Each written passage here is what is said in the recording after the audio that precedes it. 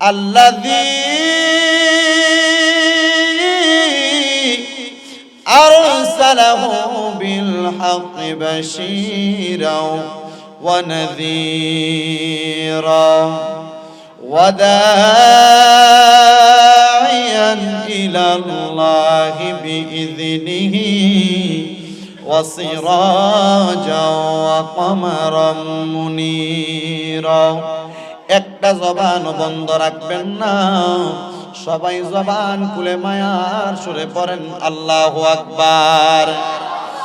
হে আমার এই চট্টগ্রাম জেলার অন্তর্গত ডাবল মোরিং 12 কোয়ার্টার আইডব্লিউ কলোনির আজকে এত সুন্দর শিকল বাদাম সংঘ ক্লাবের উদ্যোগে পবিত্র ঈদে মিলাদুন নবী সাল্লাল্লাহু আলাইহি ওয়াসাল্লাম ও ফাতিহা ইয়াজদাকুম উদযাপন উপলক্ষে 24তম বিশাল মিলাদ মাহফিলের মধ্যে আয়োজিত জান্নাতের বাগানের মধ্যে আগন্তুক আমার বাবাজিরা, বন্ধুরা, পর্দার অন্তরালের আমার আম্মুজিরা গো, মাইকের আওয়াজ যদি আপনাদের কানে যায় আপনারা অন্তর থেকে বলবেন।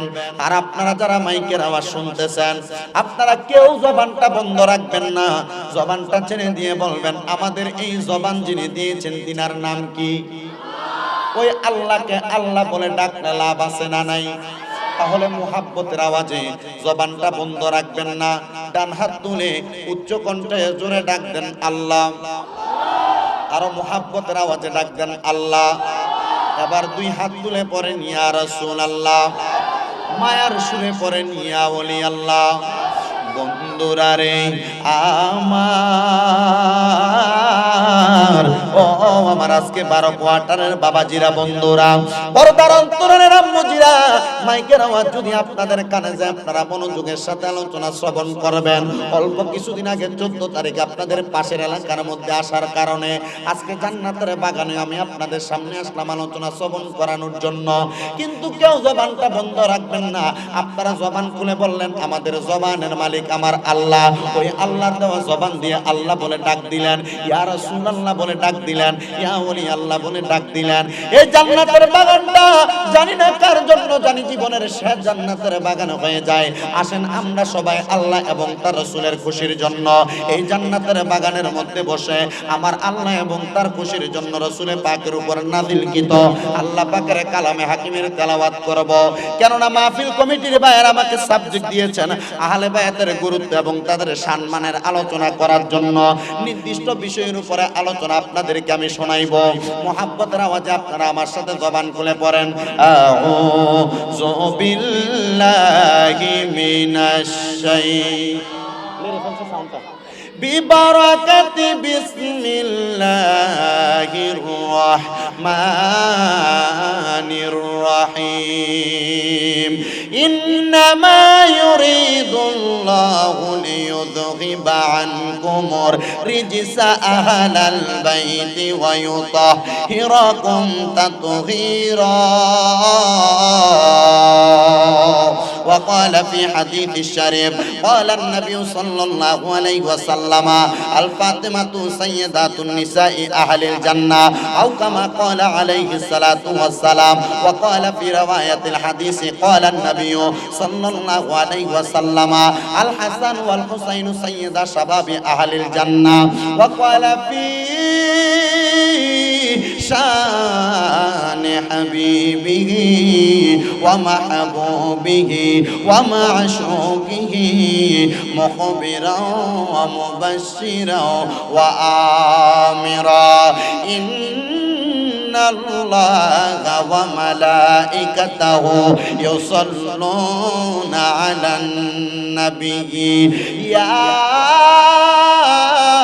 أيها الذين آمنوا صلوا عليه وسلموا تسليما. পড়েন আল্লাহুম্মা সাল্লি আলা সাইয়্যিদিনা মুহাম্মাদ আল্লাহুম্মা মুহাম্মাদ নাবিয়ানা শাফিয়ানা নাবিয়ানা শাফিয়ানা মাও। দুরুদ পড়ো নবীর দুরুদ পড়ো ভাইজান দুরুদ পড়ো দুরুদ পড়ো নবীর দুরুদ পড়ো ভাইজান নূরে নবীজি করবে রে পার নূরে নবীজি করবে রে পার রোজ হাসরের ময়দানে আল্লাহুম্মা ওরে আল্লাহর নূরে নবী পয়দা নবীর নূরে সবই পয়দা আল্লাহর নূরে নবীর নূরে সবই পয়দা কদ জাআকুম মিনাল্লাহি নূর কোরআনের ঘোষণা আল্লাহুম্মা সাল্লি আলা মুহাম্মাদ নাবিয়ানা শাফিয়ানা নাবিয়ানা শাফিয়ানা গায়েবের খবর দেনেওয়ালা তিনি মুদের কামলিওয়ালা গায়েবের খবর তিনি মুদের কামলিওয়ালা সূরা জিনের শেষ দুই আয়াত আল্লাহ করেন ঘোষণা আল্লাহুম্মা জোরে মুহাম্মাদ নাবিয়ানা শাফিয়ানা মাওলানা হাজার নাদের আসেন নবী আল্লাহর কোরআনেতে পাবি হাজার নাদের আসেন নবী আল্লাহর কোরআনেতে পাবি আন্নাবিয়ু আওলা বিল মুমিনিনা কোরআনে খুলে দেখো না আল্লাহুম্মা সাল্লি আলা মুহাম্মাদ নাবিয়ানা শাফিয়ানা নাবিয়ানা সবাই মোহাব্বতের আওয়াজে জবান খুলে একটু জিকির করি লা ইলাহা লা ইলাহা ও লা ইলাহা ইল্লাল্লাহ লা ইলাহা ইল্লাল্লাহ লা ইলাহা হায়রে আল্লাহ ছাড়া মাবুদ নাই আমার নবীজি ছাড়া উপায় নাই ওই নবীকে পাইতে হইলে ওই মনিটর বাড়াও ইলাইলি আল্লাহর দয়া চাইলা ইলাহা লাল্লা হায়রে অনেক দূরে মদিনা আমরা কেমনে যাব জানি না আইডা প্রিয় করণের মানুষ আমরা মদিনা যাইতে চাই কি চাই না কারা কারা যাইতে চাই ডান হাত সোজা করে দেখান মোহাব্বতের আওয়াজে একটা তাকবীর নারে তাকবীর এই আওয়াজ দিয়ে মদিনা যাবেন অলংকার যাওয়ার আগে সাক্কা ফামসার মোহাব্বতের আওয়াজে তাকবীর দিতে হবে নারে তাকবীর নারে রিসালাত নারে গাউসিয়া ওরে বলেন মারহাবা মদিনা যাইতে চাই কি চাই না তাহলে মোহাব্বতের আওয়াজে একটু মোহাব্বতে জোরে জোরে পড়েন অনেক দূরে মদিনা আমরা কেমনে যাব জানি না দয়াল আল্লাহ দয়া করেন দয়া করেন নসিব করেন মদিনা লা ইলাহা লাল্লাহু লা ইলাহা হায়রে নামাজ রোজা চাই রহনা সবাই মা বাবার খেদমত চাই রহনা বলেন নামাজ রোজা চাই রহনা সবাই মা বাবার খেদমত চাই রহনা আমার নবীর দরুদ বইল না বলেন নবীর আমার নবীও তোমায় ভুলবে না লা ইলাহা ইল্লাল্লাহ লা ইলাহা লা ইলাহা ইল্লাল্লাহ মুহাম্মাদুর রাসূলুল্লাহ সাল্লাল্লাহু আলাইহি ওয়াসাল্লাম একটা জবানও বন্ধ রাখবেন না জবানটা ছেড়ে দিয়ে উচ্চ কণ্ঠে মুহাব্বতের আওয়াজে পড়েন আলহামদুলিল্লাহ আপনারা বলেন এই জান্নাতের বাগান হয়েছে আপনারা খুশি না বেজার কম খুশি না বেশি খুশি আপনারা জানেন একজন বেজার তিনি হচ্ছেন মিস্টার ইবলিস শয়তান ঠিক না বেঠিক শয়তান বেজার আপনারা খুশি, আপনাদের চাইতে আরো বেশি খুশি একটা দল আছে।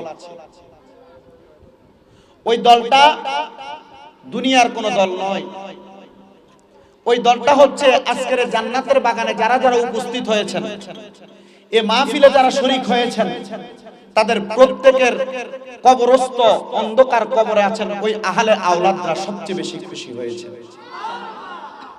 কেন? আলোচনার ধারাবাহিকতা আমি সেদিকে নিয়ে যাচ্ছি। গভীর মনোযোগের সাথে আলোচনা শ্রবণ করবেন। আমি আমার আলোচনার ধারাবাহিকতা আমি আহলে বায়াতের মর্যাদার উপরে আলোচনা করব। তার প্রারম্ভিকায় আপনারা যারা আসলেন আপনাদের কবরবাসী তারাও খুশি। কেন খুশি আমি আপনাদেরকে সেটা বলার চেষ্টা করতেছি। অন্ধকার কবরের মধ্য থেকে বৃহস্পতিবার দিবাগত রাত্রে মানে শুক্রবার আগন্তুক রাত্রে আমার আল্লাহ পাক রব্বুল আলামিন প্রত্যেকটা কবরের বাসীর রূহগুলাকে উন্মুক্ত করে দেয়। আর ওই রূহগুলা উন্মুক্ত হওয়ার পরে দুনিয়ার জমিনের মধ্যে তাদের আওলাদের কাছে চলে আসে।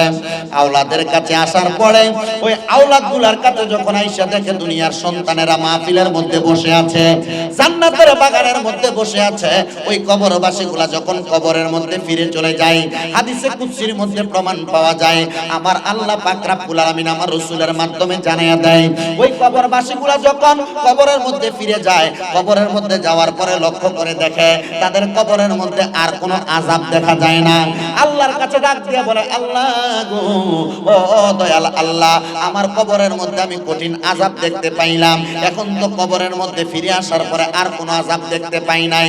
আমার আল্লাহ পাক রব্বুল আলামিন ডাক দিয়ে বলে, বান্দা গো, ওই কবরের মধ্যে কেমনে তুমি আযাব দেখবা? কারণ দুনিয়াতে তোমার সন্তান, দুনিয়াতে তোমার মা, দুনিয়াতে তোমার বাবা, দুনিয়াতে তুমি তোমার যে আওলাদদেরকে রেখেছো, ওই আওলাদগুলা জান্নাতের বাগান মাহফিলের মধ্যে বসে সুবহানাল্লাহ পড়ে, আলহামদুলিল্লাহ পড়ে, আল্লাহু আকবার পড়ে, দুরূদ শরীফ পড়ে। এগুলা পড়ার কারণে তুমি যখন তাদের পাশে দিয়ে এসে ঘোরাফেরা করতেছ, আল্লাহর কসম আজকে প্রত্যেকটা কবরবাসীর রূহগুলা আমাদের ডাইনে বামে ঘোরাফেরা করতেছে।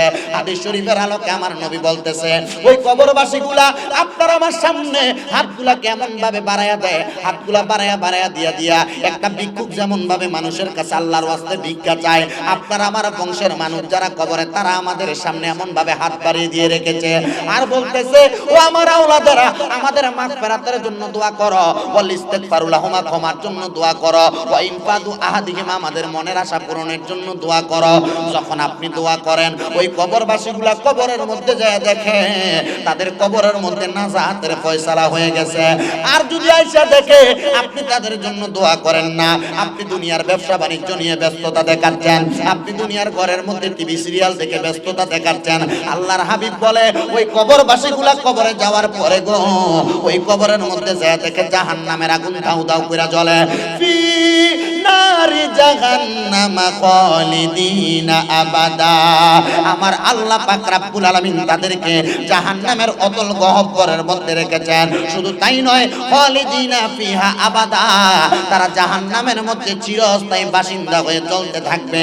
আল্লাহর হাবিব বলে ওই জাহান্নামের মধ্যে জ্বলতে থাকবে একটাই মাত্র কারণ, তারা আওলাদরা তার জন্য দোয়া করেন নাই। আর আজকে এই শিকল বাঁধা সঙ্গের ক্লাবের এত সুন্দর জান্নাতের বাগানে যারা বসলেন, আইডব্লিউ কলোনির মধ্যে এই জান্নাতের বাগানে আপনারা যারা বসলেন, পর্দার অন্তরালের মা বোনেরা যারা বসলো, একবার যদি জান্নাতের বাগানের মধ্যে বৈশা আপনি আপনার আওলাদের জন্য দোয়া করতে পারেন, আমার আল্লাহ পাক রব্বুল আলামিন আপনার বংশের প্রত্যেকের কবরের আযাব মাফ করে দিবে।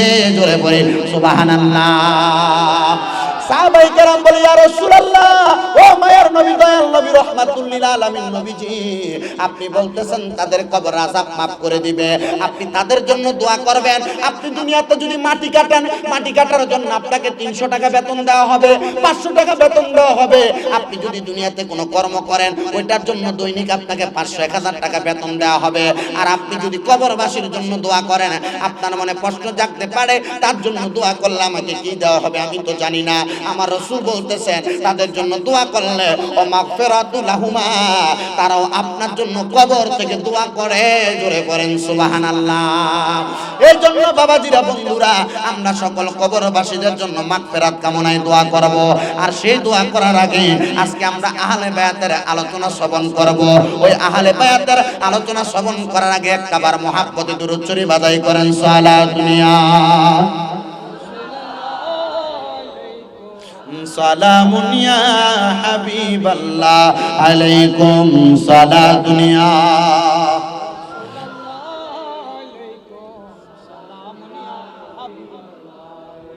আপনারা বলেন ওই আমাদের বংশের মানুষের জন্য আমাদের দোয়া করার দরকার আছে না? কেন দোয়া করবেন? যার জন্য দোয়া করবেন হয় সে আপনার বাবা, নয় আপনার মা, নয় বংশের যে কোনো মানুষ, ঠিক না? ঠিক। আচ্ছা বলেন, আমাদের বংশের মানুষের চাইতে জিনারা আমার রসুলের বংশ, তিনাদের দাম কম না বেশি? জি, কত বেশি? অনেক বেশি। এজন্য আল্লাহ কোরআনুল কারীমের মধ্যে বলেছেন, ইন্নামা ইউরিদুল্লাহু লিইউযহিবা আনকুমুর রিজসা আহলাল বাইতি ওয়া ইউতাহহিরাকুম তাতহীরা।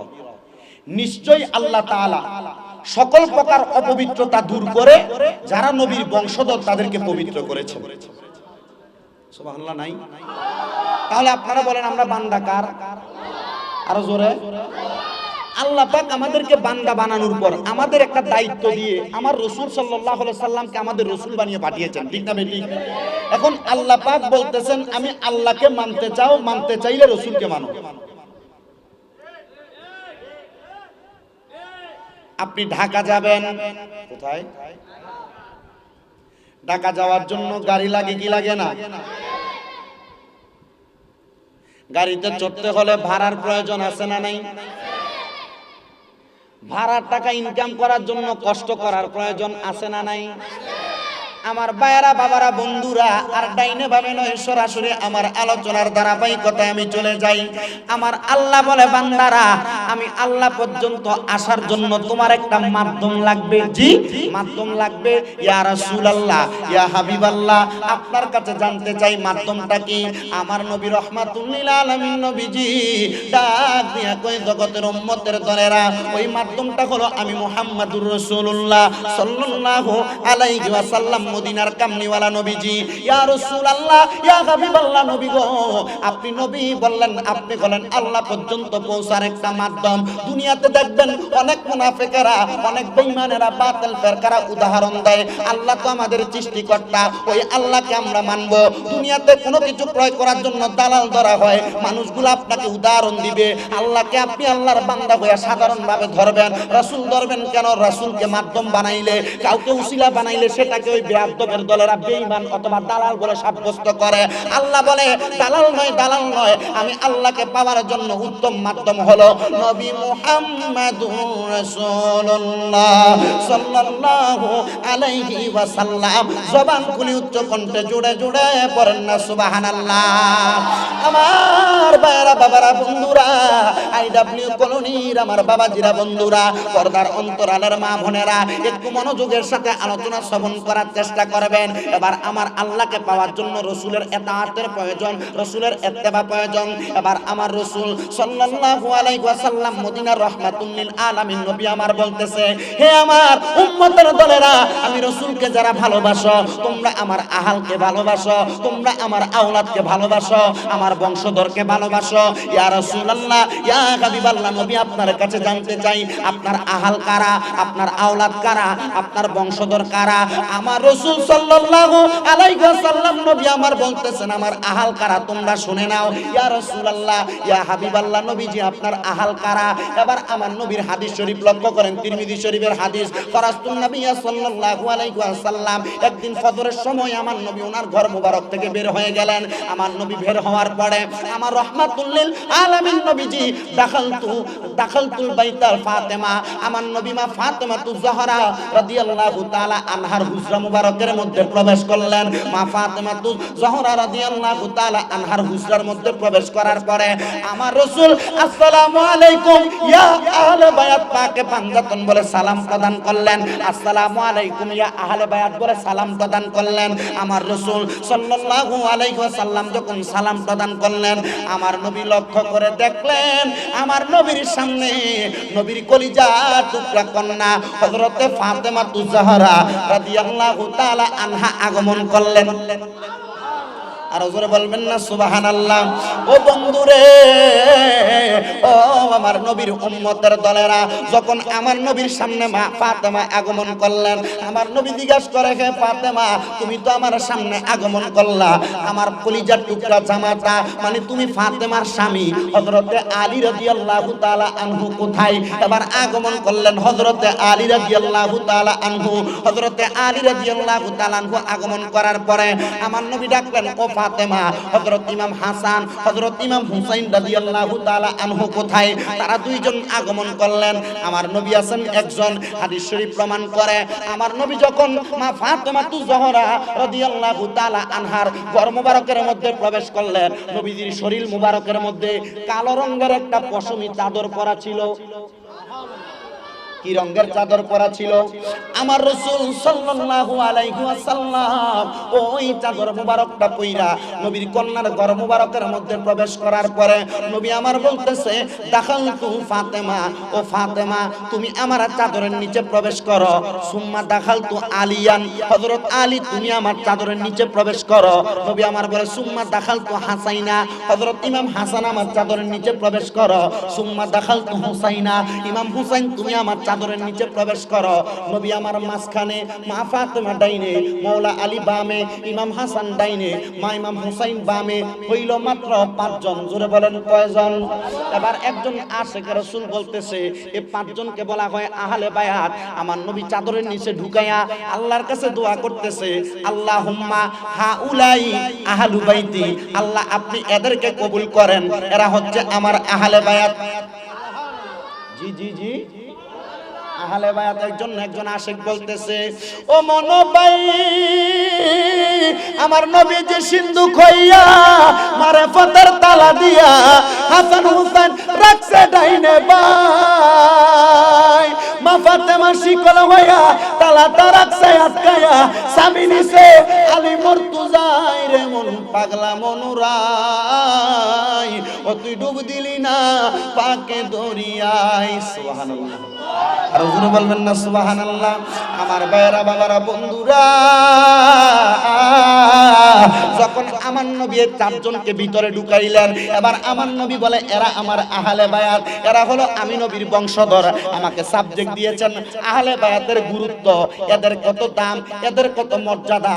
এবার আমার রাসূল আল্লাহর কাছে দোয়া করলেন। দোয়া করার সাথে সাথে আমার আল্লাহ বললেন, ও আমার নবী মুহাম্মদ মুস্তাফা আহমদ মুস্তাফা সাল্লাল্লাহু আলাইহি ওয়াসাল্লাম, আপনি এদেরকে সম্মান করেন এবং এদেরকে আমি আল্লাহ পবিত্র বানাইলাম। আমি জানতে চাই, আল্লাহ কাউকে পবিত্র বানাইলে ওই পবিত্রটা কি কম পবিত্র না বেশি?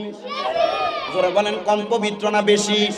এবার আমার নবী বলে, এদেরকে যারা ভালোবাসবে তারা হবে জান্নাতি, এদেরকে যারা মোহাব্বত করবে তারা হবে জান্নাতি। ইয়া রাসূলুল্লাহ, ইয়া হাবিবাল্লাহ, কেন? আপনি নবীর কাছে জানতে চাই। এবার আমার নবী শিখিয়ে দেয়, 1 নাম্বার, এদের সদস্যদের মাঝে আমি আছি 1 নাম্বার।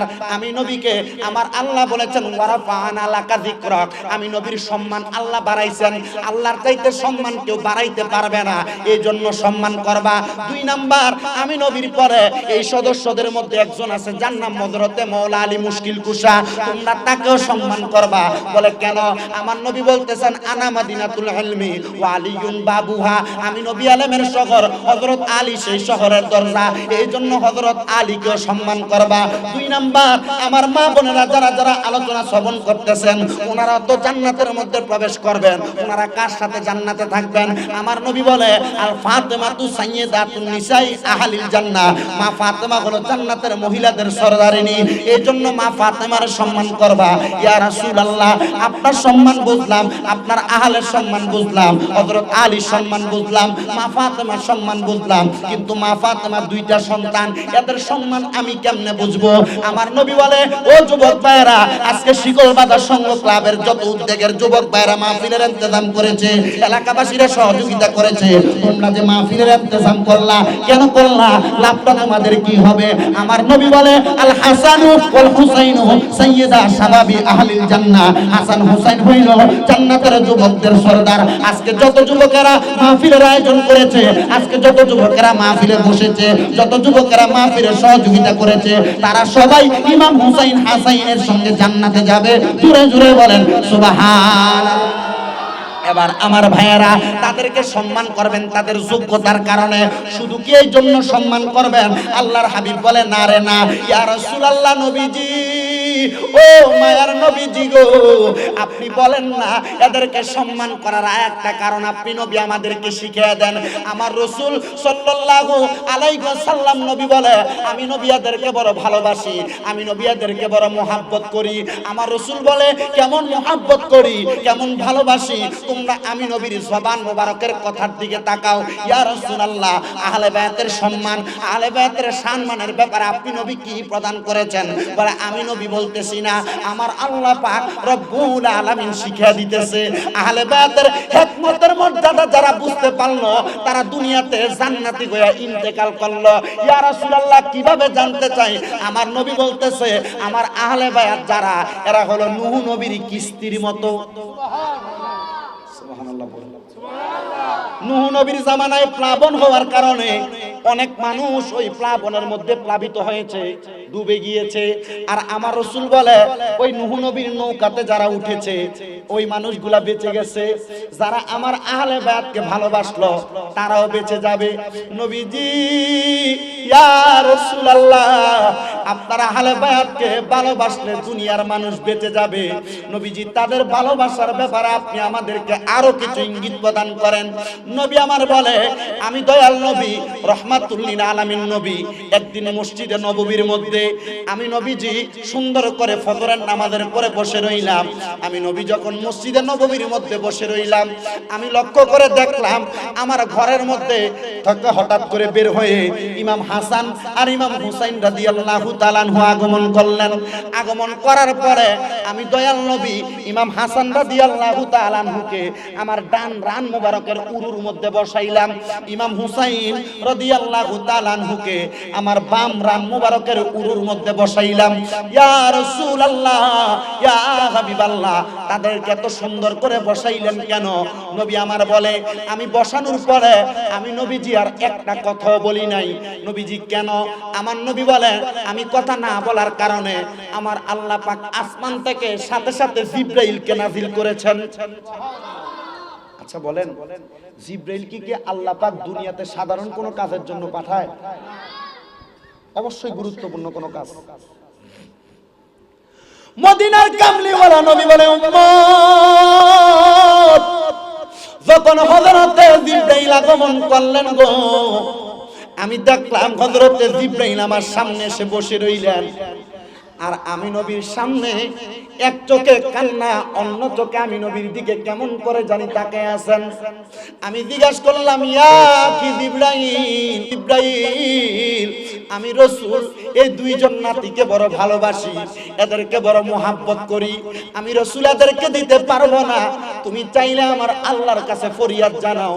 আমি নবীর দুইটা সন্তান আছে, একটা সন্তানের নাম ছিল তৈয়ব আর একটা সন্তানের নাম ছিল তাহের। এই দুইটা ছেলে সন্তানের মধ্য থেকে আমার আল্লাহকে বলো, আমার আল্লাহ যেন আমার একটা সন্তানকে নিয়ে যায়। জিবরাইল আমার আল্লাহর কাছে গেলেন। আল্লাহ নবী বলেছে নবীর একটা সন্তানকে নিয়ে আসতে, তবুও আমার নবীজি নবীর নাতিদেরকে দিবে না। ইয়া রাসূলুল্লাহ, সন্তান কেন আপনি ভালোবাসার কথা, আপনি যে আপনার নাতিকে বেশি ভালোবাসেন। নবী কই, ও উম্মতের দলেরা, আমি আমার নাতিদেরকে কেন ভালোবাসি কিছুক্ষণ পরে তোমরা বুঝতে পারবা, অল্প কিছুদিন যাওয়ার পর তোমরা বুঝতে পারবা।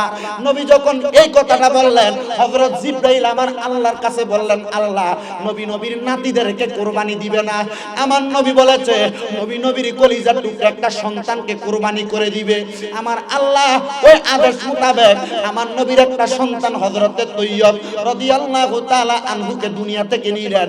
ইন্না লিল্লাহি ওয়া ইন্না ইলাইহি রাজিউন। যখন আমার নবী ওনাকে নিয়ে গেলেন, নিয়ে যাওয়ার পরে আমার আল্লাহর রাস্তার মধ্যে উনি চলে গেলেন। এবার আমার আল্লাহ অল্প কিছুদিন পরে আমার নবীর কাছে আবার জিবরাইলকে পাঠাইলেন। ওই দিনও সেম ভাবে আমার নবীর সামনে হযরতে জিবরাইল আগমন করলেন। লক্ষ্য করে দেখলেন আমার নবীর ডান রান মোবারকের উপরে আর বাম রান মোবারকের উপরে ইমাম হাসান আর ইমাম হুসাইন রাদিয়াল্লাহু তাআলা আনহু বসে রইলেন। এমন টাইমে হযরতে জিবরাইল বলে, ইয়া রাসূলুল্লাহ, ইয়া হাবিবাল্লাহ, নবীজি আমার আল্লাহ খবর পাঠাইছে আপনার দুইজন নাতি এদের থেকে একজনকে আমার আল্লাহর রাস্তায় দিয়ে দেওয়ার জন্য আমার নবী কয়, ও জিবরাইল, অল্প কিছুদিন আগে না আমার আল্লাহ এই খবর পাঠাইছেন, আজকে আবার কেন পাঠাইছেন? জিবরাইল বলে, আমার আল্লাহ কেন পাঠাইছেন আমার আল্লাহ এটা সবচাইতে বেশি ভালো জানে। আমার আল্লাহকে যা বলো, ও জিবরাইল, আমি এই সন্তানের মধ্য থেকে দুইজন থেকে একজনকেও দিতে পারবো না। আমার আল্লাহকে বলো, আমার আরেকটা সন্তান আছে যার নাম তাহের, আমার আল্লাহ যেন তাকে নিয়ে যায়। জোরে জোরে পড়েন না বাবা, আল্লাহু আকবার। বন্ধুরা রে আমার, ও আমার, আজকে এত সুন্দর আইডব্লিউ কলোনি জান্নাতের বাগানের বাবাজিরা, বন্ধুরা, নবী আমার নবীর দ্বিতীয় সন্তানটাকে আল্লাহ রাস্তার মধ্যে দিয়ে দিলেন। দুইজন সন্তানকে হযরতে জিবরাইল আলাইহিস সালাতু ওয়াস সালাম আমার দয়াল নবীর আদেশ মোতাবেক আল্লাহ রাস্তার মধ্যে কবুল করে ফেলেছে। এমন ভাবে দুইজনকে যখন নিয়ে গেলেন, আমার হযরতে জিবরাইল আলাইহিস সালাতু ওয়াস সালাম আমার আল্লাহর কাছে জিজ্ঞাসিত করে, আল্লাহ, আপনি তো আপনার বন্ধুর নাতিকে চাইছেন, আপনার বন্ধু না সন্তানকে দিয়েছে। দ্বিতীয়ত, আপনার বন্ধুকে আপনি বলেছেন আপনার বন্ধুকে দুনিয়ার জমিনে থাকা অবস্থায় আরেকটা নাতিকে দেওয়ার জন্য, আপনি তো আপনার নাতিকে দেন নাই, আপনি আপনার আরেকটা সন্তান দিয়েছেন। ইয়া রাসূলুল্লাহ, ইয়া হাবিবাল্লাহ, নবীজি, আপনি এদেরকে দিলেন, আমি মানতে পারলাম, বুঝতে পারলাম নবী গো, ও মায়ার নবী, ও দয়াল নবী, আপনি আপনার সন্তানের চাইতে নাতিরে কেন ভালোবাসেন? আমার নবী বলে, অপেক্ষা করো, অপেক্ষা করো উম্মত রে, আমার এই দুইটা সন্তানকে দিয়া আমি নবী আমার কোনো ফায়দা আল্লাহর কাছ থেকে নিতে পারবো না, আমার দুইটা নাতিকে দিয়া আমি আমার ফায়দা হাসিল করতে পারবো। এই জন্য আমি আমার দুইটা নাতিকে দেই নাই, আমি আমার দুইটা সন্তানকে আল্লাহর রাস্তায় দান করে দিলাম। এবার অল্প কিছুদিন যাওয়ার পরে আমার আল্লাহ পাক আবার আমার নবীর কাছে জিবরাইল পাঠাইছে।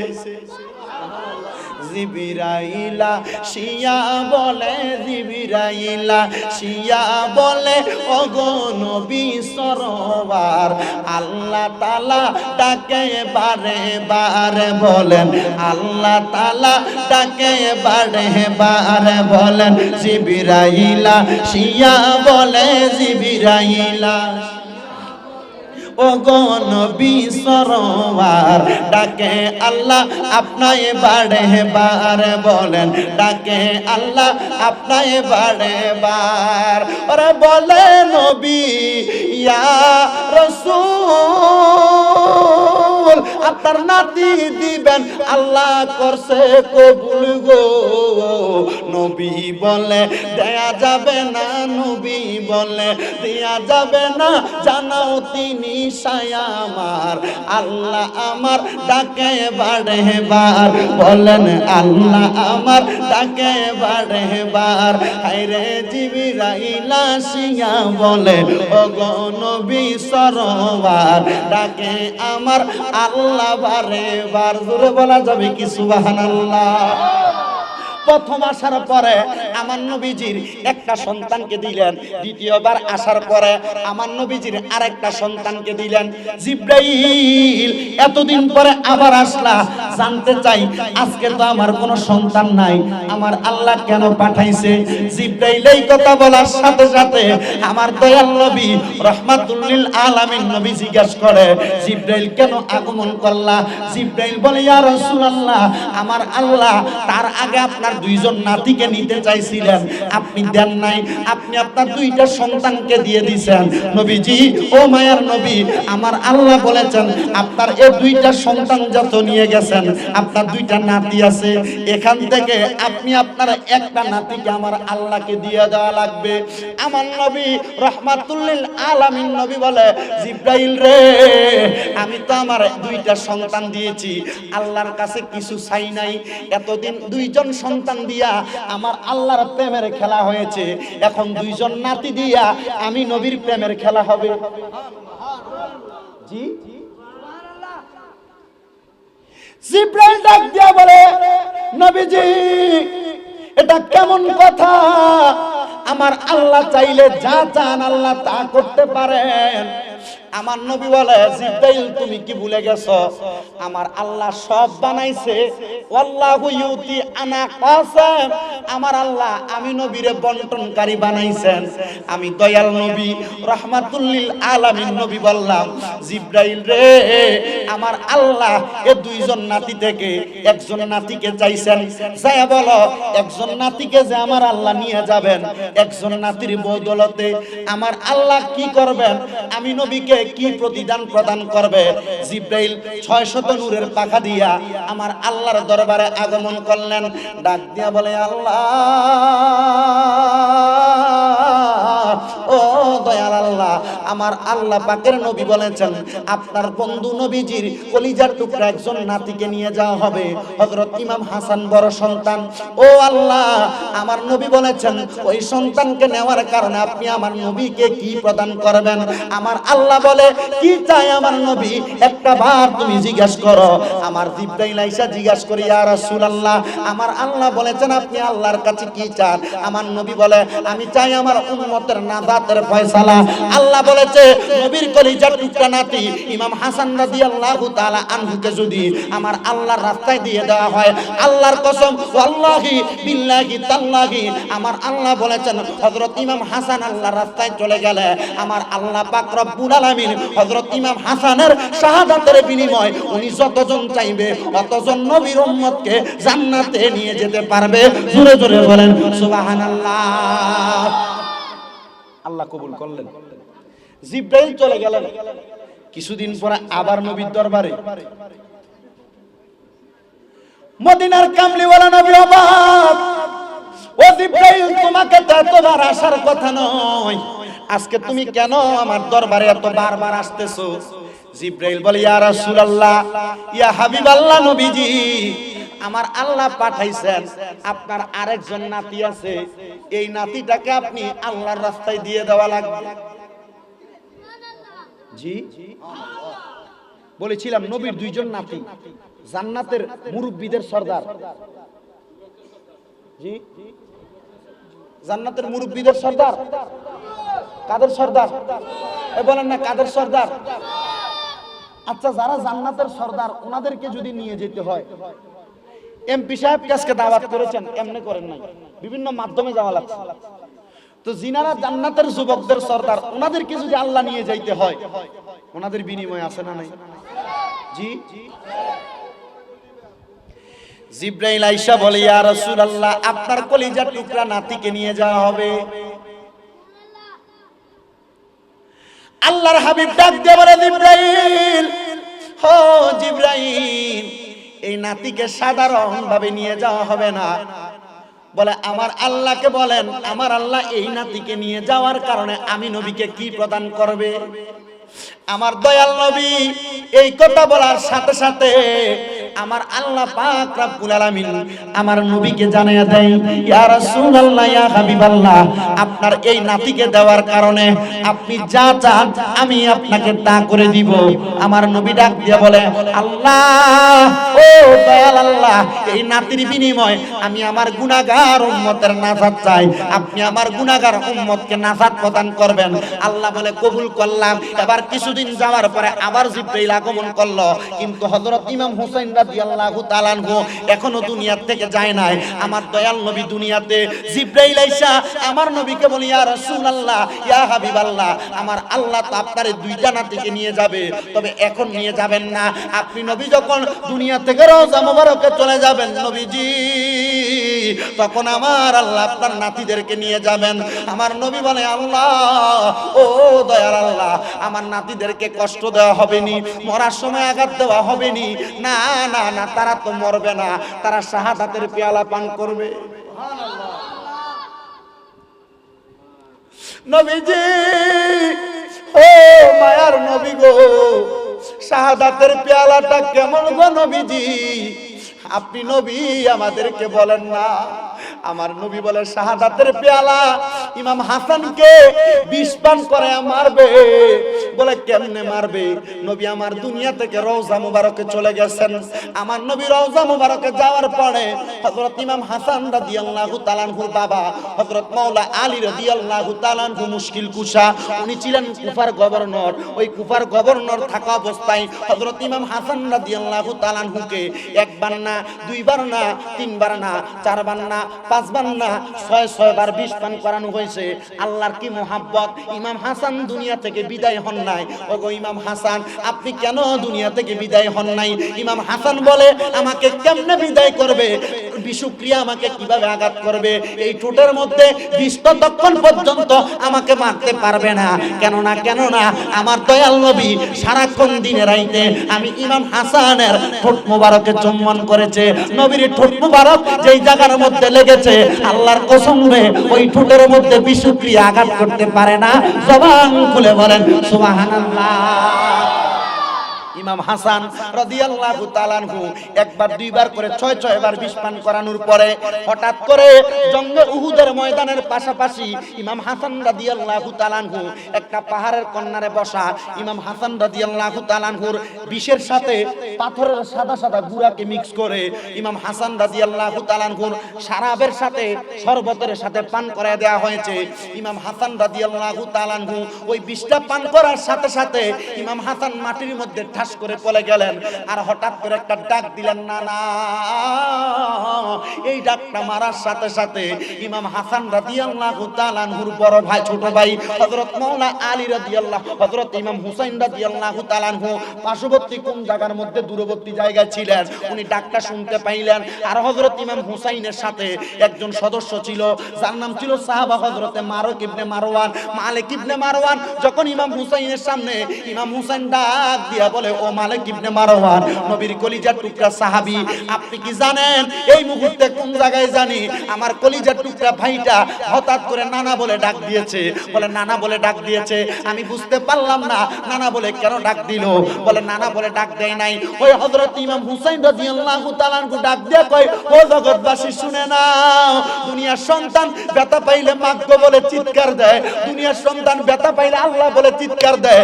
দুনিয়াতে দুইজন মুহাব্বতের নাতি আছে যারা ব্যথা পাইলে নানা বলে চিৎকার দেয়। এর মধ্যে একজন আমি ইমাম হুসাইন, আর একজন হইল আমার বড় ভাই হযরত ইমাম হাসান। হযরত ইমাম হুসাইন রাদিয়াল্লাহু তাআলা আনহু দৌড়ে চলে আসলেন। আইসা দেখতেছি ইমাম হাসান রাদিয়াল্লাহু তাআলা আনহু মাটির মধ্যে, মরুভূমির বালির মধ্যে গড়াগড়ি খাইতেছে। জিজ্ঞাসা করে, ভাই আপনি বলেন না কেন মাটির মধ্যে ভাবে ঘোরাঘুরি করেন? আমাকে বিষ পান করিয়ে দেওয়া হয়েছে। ভাইজান কে করাইছেন? একটা বার বলেন। ইমাম হুসাইনের একটু জালালি হালত ছিল। হঠাৎ করে দাঁড়িয়ে কোমর থেকে তরবারিটা বের করে ডাক দিয়ে বলে, বলেন না কে আপনারে বিষ পান করাইছে? হযরত ইমাম হাসান ওই সময় ইমাম হুসাইন রাদিয়াল্লাহু তাআলা আনহু ওয়াজ করে শোনাই, ইন্নাল্লাহা মা'আস সাবিরিন, নিশ্চয় ধৈর্য ধারণকারীর সাথে আমার আল্লাহ আছে। ভাইজান আপনি চিন্তা করবেন না, আমার বিষ পান করাইছে ওই ব্যক্তিগুলা যাদের মাথার মধ্যে টুপি ছিল, যাদের মাথায় পাগড়ি ছিল, পাঞ্জাবি ছিল। আল্লাহর কসম এরা আমার বিষ পান করাইছে। বলেন না গো কারা তারা, তাদের পরিচয়টা কি? বলে অন্য কোনো পরিচয় না, এরা মুনাফিক মুসলমান। ইমাম হুসাইন বলে, একটা বার আমারে বলো না, আমি তাদের গলার মধ্যে তরবারিটা চালাইয়া দেই। ইমাম হাসান বলে, না না না, ও ভাই হযরত ইমাম হুসাইন, এখন যদি তাদেরকে আপনি কতল করে দেন, এখন যদি তাদেরকে আপনি মেরে ফেলেন, এদেরকে মেরে ফেললে আমার নানার গুনাহগার উম্মতেরা আখিরি জামানার মধ্যে থাকবে। চট্টগ্রামের উম্মতেরা, বাংলাদেশের উম্মতেরা, সারা পৃথিবীর হুসাইনি প্রেমিকেরা থাকবে। এদের ঈমান পরীক্ষা করার জন্য এমন কিছু ইয়াজিদি মুসলমান লাগবে। ইয়াজিদি মুসলমান থাকলে এদের ঈমান পরীক্ষা করা হবে।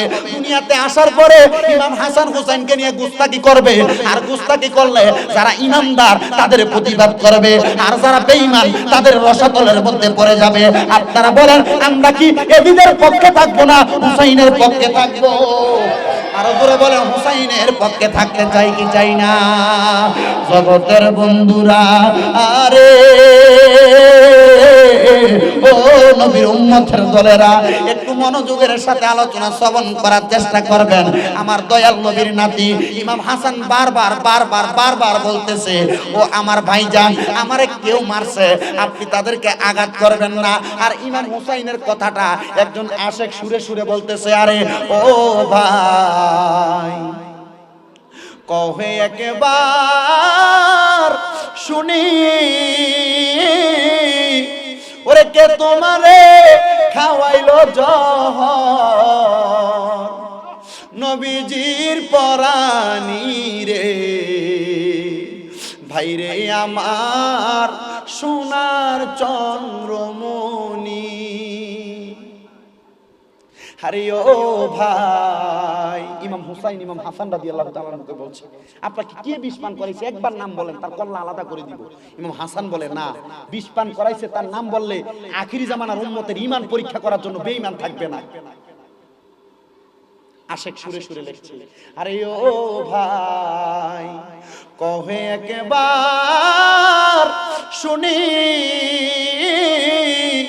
ওরে কে তোমারে খাওয়াইল জহর, নবীজির পরানি রে, ভাইরে আমার সোনার চন্দ্রমণি, ভাইরে আমার সোনার চন্দ্রমণি। আকাশ কান্দে বাতাস কান্দে, কান্দে দরিয়ার পানি, ওরে দুই পুত্র হারাইয়া কান্দে, মা ফাতেমা জননী রে, ভাইরে আমার সোনার চন্দ্রমণি। আল্লাহ বলে, ও জিবরাইল, জিবরাইল যাও না রে চলিয়া, ওরে ৭০,০০০ ফেরেশতা আনো জানাজার লাগিয়া রে, ভাইরে আমার সোনার চন্দ্রমণি। দুনিয়ার ইতিহাসে কোন মানুষের জানাজাতে ৭০,০০০ ফেরেশতা আসে নাই। নবীর নাতি ইমাম হাসানের জানাজা পড়ার জন্য আমার আল্লাহ ৭০,০০০ ফেরেশতা পাঠিয়েছে। বাইরে ও চট্টগ্রামের বাবারা, ওই ইমাম হাসান রাদিয়াল্লাহু তাআলা আনহু যখন দুনিয়া থেকে রওজাতে চলে গেলেন, এবার আসলো ইমাম হুসাইন রাদিয়াল্লাহু তাআলা আনহুর পালা। হযরত ইমাম হুসাইন রাদিয়াল্লাহু তাআলা আনহুর একটা সন্তান যার নাম হলো হযরত ইমাম জৈনুল আবিদিন, ওনাকে নিয়ে চলে গেলেন কারবালার ময়দানে। একদিন হাঁটতেছে, 2 দিন হাঁটতেছে, আবার আল্লাহ পাক রব্বুল আলামিন ইমাম হুসাইন রাদিয়াল্লাহু তাআলা আনহুরে কুফার ময়দানের মধ্যে থেকে হঠাৎ করে কারবালার ময়দানের মধ্যে প্রবেশ করাইলেন। কারবালার ময়দানে প্রবেশ করার সাথে সাথে ইমাম হুসাইন রাদিয়াল্লাহু তাআলা আনহু আর অন্য কোনো কথা বলতেছেন না। কারবালার ময়দানে ঢুকে উনি বুঝতে পারলেন এই জায়গাটার অন্য কোনো জায়গা না, এই জায়গাটার নাম হলো কারবালা। ইমাম হুসাইন রাদিয়াল্লাহু তাআলা আনহু কারবালার ময়দানে প্রবেশ করার সাথে সাথে ওনার সন্তান হযরতে জয়নুল আবিদিন সহ চলে গেলেন তাবু করার জন্য। খেজুর গাছের ডাল কাটবে, খেজুর গাছের ডালের মধ্যে আঘাত করে, লক্ষ্য করে দেখে খেজুর গাছের ডালে আঘাত করলে কষ বাইর হওয়ার কথা, কষ আসতেছে না, খেজুর গাছের ডাল থেকে রক্ত বাইর হচ্ছে। কেন কেন কেন বলে হযরতে জয়নুল আবিদিন জিজ্ঞাসা করে, বাবা কোনদিন খেজুর গাছের মধ্যে আমি কষ ছাড়া রক্ত দেখতে পাই নাই, এই খেজুর গাছ থেকে কেন রক্ত বাইর হয়? হযরতে ইমাম হুসাইন রাদিয়াল্লাহু তাআলা আনহু ডাক দিয়া বলে, ও আমার কলিজার টুকরা সন্তান জয়নুল আবিদিন, এই খেজুর গাছ থেকে রক্ত বাইর হওয়ার কারণ হইল এই জায়গাটার নাম কারবালা। এই জায়গার মধ্যে আমি ইমাম হুসাইন পাক রাদিয়াল্লাহু তাআলা আনহুর গলা মুবারকের মধ্যে তরবারি চালিয়ে দেওয়া হবে, আপনি কষ্ট পাবেন না। আব্বা জান চলেন আমরা ফিরে যাই। বলেন না না না, ফিরে যাওয়া যাবে না, আমার নানা ওসিয়ত করে গিয়েছেন আমি ইমাম হুসাইন যদি কারবালার ময়দানের মধ্যে শাহাদাত বরণ করি, এই কারবালার ময়দানে শাহাদাত বরণ করার কারণে আমার আল্লাহ পাক আমি ইমাম হুসাইন পাকের প্রত্যেক ফোঁটা রক্ত মুবারকের বিনিময়ে আমার নানার লক্ষ লক্ষ কোটি কোটি গুনাহগার উম্মতকে জান্নাতেই বানায়া দিবে। আর হুজুর জোরে বলবেন না সুবহানাল্লাহ। বন্ধুরা রে আমার, ও আমার আইডব্লিউ কলোনির বাবাজিরা, এবার ইমাম হুসাইন রাদিয়াল্লাহু তাআলা আনহু বাড়ির মধ্যে গেলেন, মানে উনার তাঁবুর মধ্যে গেলেন। সুন্দর তাঁবু গাড়াইয়া যখন দাঁড়াইলেন, এমন টাইমে ইমাম হুসাইন রাদিয়াল্লাহু তাআলা আনহুর স্বামী সকলিজার টুকরা স্ত্রী হযরতে সাহারা বানু আয়েশা ডাক দিয়ে বলে, ও আমার স্বামী, আমার কলিজার টুকরা সন্তান হযরতে আসগরকে আমি আপনাদের কাছে প্রবেশ করলাম। হযরতে আসগরকে আপনি আপনার কাছে পাইলেন। ও স্বামী, হযরতে আসগরের মুখের মধ্যে কোনো পানি নাই, পানির পিপাসায় হযরত আসগর বড় অসুস্থ হয়ে যাচ্ছে। স্বামী গো, হযরতে আলী আসগরকে আপনি একটু পানি পান করান। পানি পান করানোর কথা বলার সাথে সাথে ইমাম হুসাইন পাকের জিহ্বাটা বের করে হযরতে আলী আসগরের মুখের মধ্যে প্রবেশ করিয়ে দিয়েছে। আরে আলী আসগরের মুখের মধ্যে জিহ্বাটাকে টানতেছে, কোনো পানি পায় না, শুকনা জিহ্বার মধ্যে কোনো লালাও আসতেছে না। এবার হঠাৎ করে সাহারা বানু, ও স্বামী গো, আপনি হযরতে আলী আসগরকে আপনি ফুরাত নদীর পাড়ে নিয়ে যান। ফুরাত নদীর পাড়ের মধ্যে যাওয়ার পরে দেখতেছি ইবনে জিয়াদের লোকেরা ফুরাত নদীটাকে বন্ধ করে রেখেছে। ওই ফুরাত নদী বন্ধ করার কারণে হযরত ইমাম হুসাইন বারবার পানি চায়, তারা পানি দিবে বলে ইমাম হুসাইনকে সামনে ডাকলেন। এমন একটা তীর মারছে, ওই তীরটা মারার সাথে সাথে হযরত আলী আসগরের বুকের মধ্যে লেগে গেছে। পানি পান করাবে দূরের কথা রে মুসলমান, পানি পান করায় নাই, জান্নাতের সুদা পান করাইয়া দিছে। ইমাম হুসাইন কোলের মধ্যে করে নিয়ে হযরতে সাহারা বানুর সামনে নিয়ে সন্তানকে প্রবেশ করাইলেন। দেখো তোমার সন্তান নাই নাই কোনো কথা বলে না, তার আমি দুনিয়ার পানি পান করাইতে পারি নাই, জান্নাতের পানি পান করেছে। বলে হ্যাঁ, জান্নাতের পানি পান করেছে। এইজন্য আশেক বলে, পুরাতে নদীর পানি রে বন্ধ করে দিল রে, কাছে যেতে দিল না সে ঠাই। বলেন কাছে যেতে দিল না সে। ওরে পশু পাখি খাইলো, কেহ বাধা না দিল, বাধা শুধু আজগরের বেলায়। বলো বাধা শুধু বেলায়, বাধা শুধু আজগরের বেলায়। শহরে বানু ডাইকা কয়, নাই রে সন্তান দুনিয়ায়, কি হবে আর বেঁচে থাকার দায়। হায় রে কি হবে আর বেঁচে থাকার দায়। পানি নাহি পাইল, জান্নাত সুদা পান করিল। পানি নাহি পাইল, জান্নাত সুদা পান করিল, পান করিল আজগরের গলায়। বলেন তীর মারিল আজগরের বেলায়। বলেন ফুরাত নদীর পানি রে বন্ধ করে দিল রে, কাছে যেতে দিল না সে ঠাই। বলেন কাছে যেতে দিল না সে ঠাই। হায় রে পশু পাখি খাইলো, কে গো বাধা না দিল, বাধা শুধু আজগরের বেলায়। বলো বাধা শুধু আজগরের বেলায়। নারে গৌসিয়া, গৌসুল আজম মুজিব ভান্ডারী, আলহামদুলিল্লাহ। হযরতে ইমাম হুসাইন রাদিয়াল্লাহু তাআলা আনহু লক্ষ্য করে দেখলেন, ইমাম হুসাইন রাদিয়াল্লাহু তাআলা আনহু কলিজার টুকরা সন্তানের বুক মুবারকের মধ্যে তীর মেরে দেওয়া হয়েছে। ইমাম হুসাইন রাদিয়াল্লাহু তাআলা আনহু বলেছে, যতই তীর মারো না কেন, এই তীর সহ্য করা এবং আমার সন্তানকে দুনিয়ার জমিন থেকে জান্নাতের সুদা পান করা। আমি ইমাম হুসাইন পাক মাওলা আলীর সন্তান, মদিনার কামলিওয়ালা দয়াল নবীর কলিজার টুকরা নাতি, আমি জান্নাতের সুদা পান করব।